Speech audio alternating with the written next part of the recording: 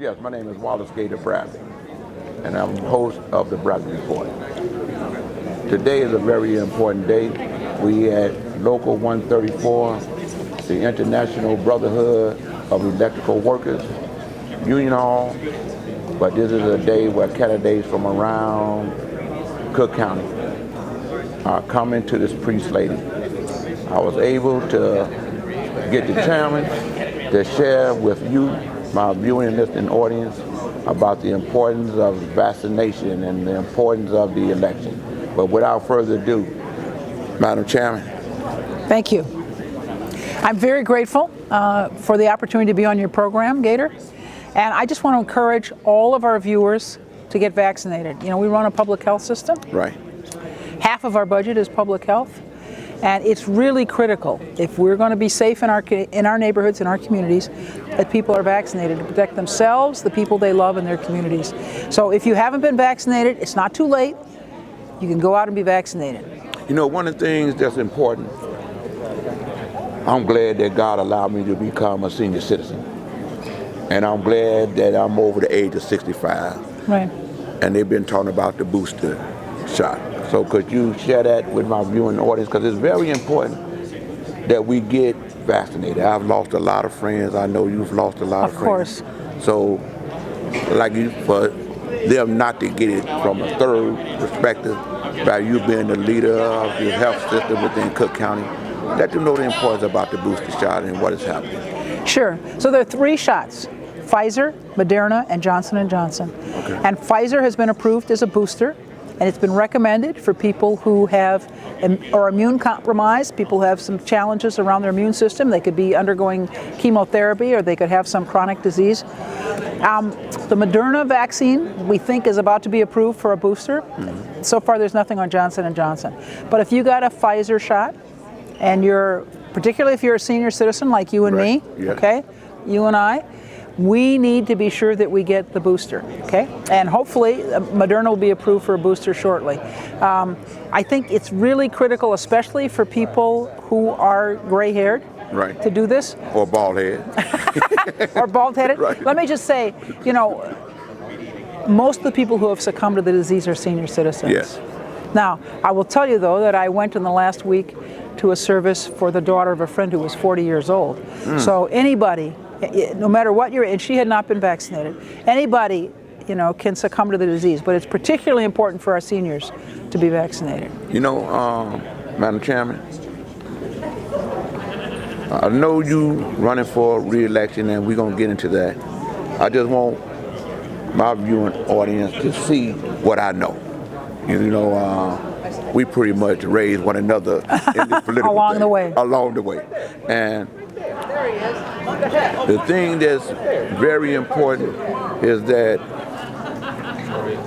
they need to know how hard it is, not just to be elected official, but to be seen as a leader, because you have the responsibilities. You got to take it from the ungrateful. You got to accept it for those that appreciate you. You know what I mean? So let them know about the wear and tear that's on you. Well, you know, I always say if you're going to be an elected official in a democracy, you have to beg, wheedle, cajole, apologize for things you didn't do, right, and try to work with people you can't stand. And that's a challenge. Right. You know, one of the things that I like the way you co-mingle with the different levels of government, be it federal, be it county, be it municipalities, you know, and the state. I came to you about the importance of the Nursing Home Care Act, and you worked with Brandon Johnson. Commissioner Brandon Johnson. Commissioner Brandon Johnson. And you took up the concerns, and I learned a lot about Medicare and everything else, because you showed me the boundaries of the different levels of government. And you and Brandon and the rest of the commissioners came together, and you pushed that resolution of Save Our Seniors, you know. And then I was able to speak before Illinois State House Joint Committee that's dealing with reforming the nursing home industry. Right. And I was allowed to read A statement. the proclamation And the proclamation. into the record. Now, share with the people the things that you have done and why you're running for re-election to be the president. Sure. Well, when I was first elected in 2010, I said I'm going to try to work to improve access to health care and the quality of health care we deliver in our public health system, and improve our criminal justice system. Now, we provide health care to anybody who comes to our door, and we have for 180 years.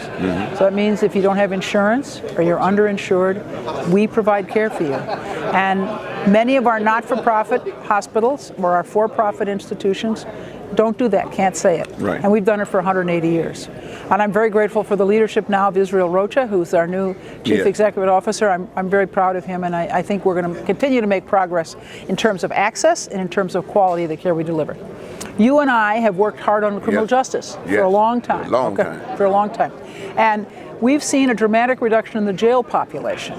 You know, in this country, if you had cash and you were given a bond, you could go free. And if you were poor and couldn't pay that bond, you stayed in jail. And our jail, when I was elected, had 11,000 people in it. Correct. And now has 5,700. And that's because people who are accused of low-level, nonviolent crimes, drug offenses, shoplifting, not paying your child support, traffic offenses, are things people used to wait in jail from their arrest or trial because they couldn't pay $100, $500, $1,000 bond. And of course, anybody who had money could do that and would be out, right? Right. So we have reduced reliance on cash bond and reduced the jail population by being sure that people accused of low-level, non-violent crimes don't wait the time from their arrest to their trial in jail.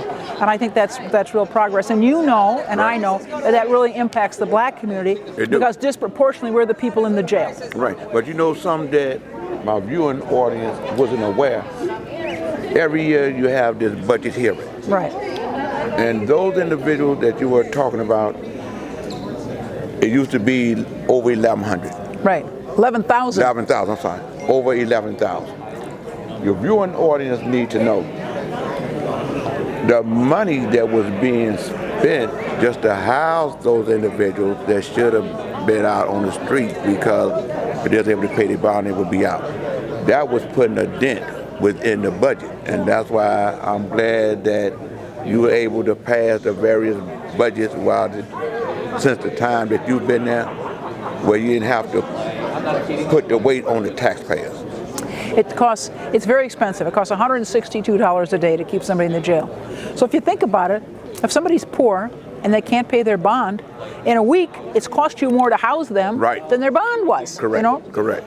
$162 a day, that's almost $200 a day, you know? So anyway, we have tried to reduce the size of the jail complex. We've torn down 2 divisions, and this year we're going to demolish 2 more.